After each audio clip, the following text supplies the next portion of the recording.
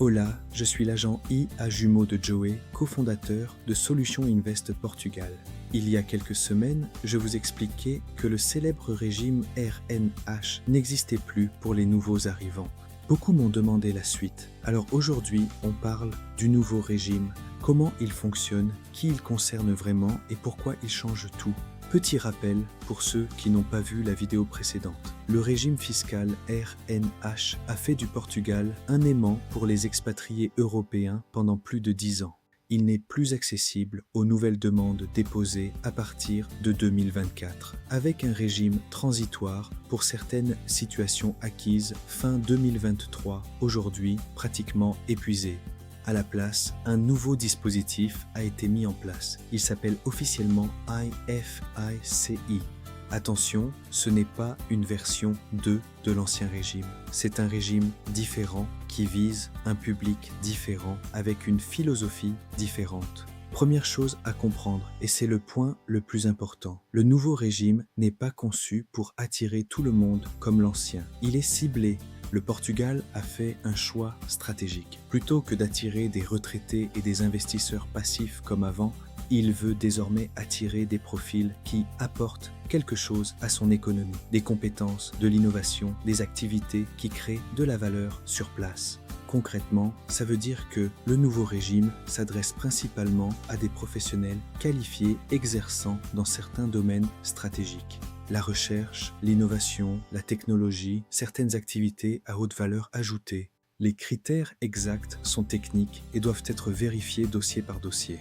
Ne prenez surtout pas ce que je viens de dire comme une liste définitive. C'est un ordre d'idées. Votre situation précise doit être analysée par un fiscaliste. Deuxième chose à comprendre, quand vous êtes éligible, le régime prévoit un traitement fiscal préférentiel sur certains revenus d'activité pendant une durée limitée. Les paramètres précis, taux, revenus concernés, durée, sont techniques et je préfère ne pas les citer ici parce qu'ils peuvent évoluer. Votre fiscaliste vous les donnera à jour. Quand vous n'êtes pas éligible, ce qui est le cas de la majorité des nouveaux résidents aujourd'hui, vous êtes imposé au barème progressif standard de l'IRS portugais. L'impact réel sur votre situation dépend de votre profil de revenu et il peut être plus ou moins lourd que ce que vous connaissez chez vous. Il n'y a pas de réponse universelle.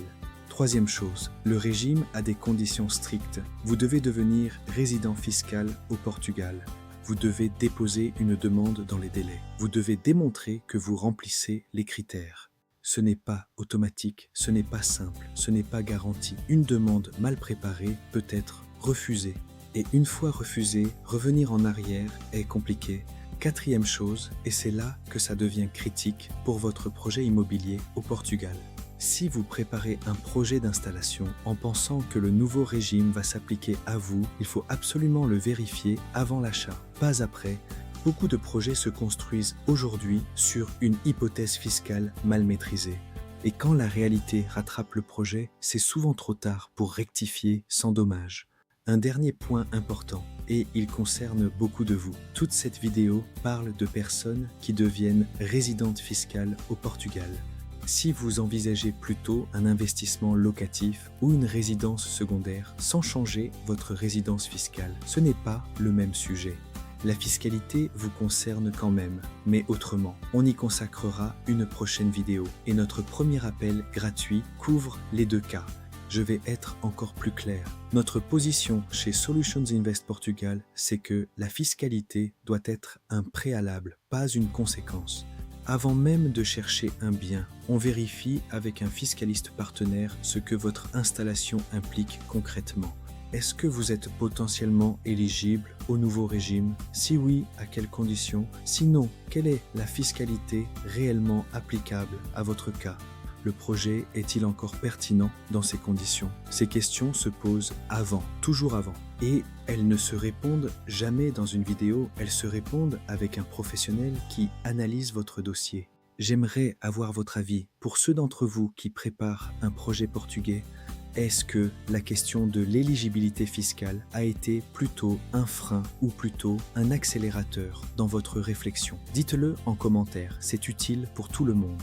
Et si vous préparez un projet d'installation ou d'investissement au Portugal, ne le construisez jamais sur une hypothèse fiscale non vérifiée. Parlons-en d'abord. Le premier appel est gratuit et sans engagement. On vous orientera vers notre fiscaliste partenaire pour clarifier votre situation avant toute décision.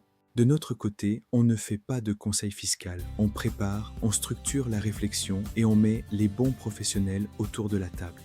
Abonnez-vous aussi à notre chaîne. On y partage des analyses comme celle-ci, mais aussi des conseils pratiques pour la vie de tous les jours au Portugal. Les démarches, le quotidien, ce qu'on aurait aimé savoir en arrivant.